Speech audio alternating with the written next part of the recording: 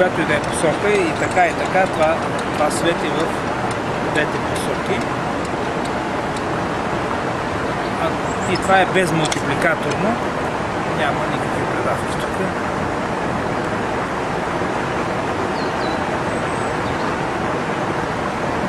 Има само вала и алтернатор. И тук е свързано с лампата.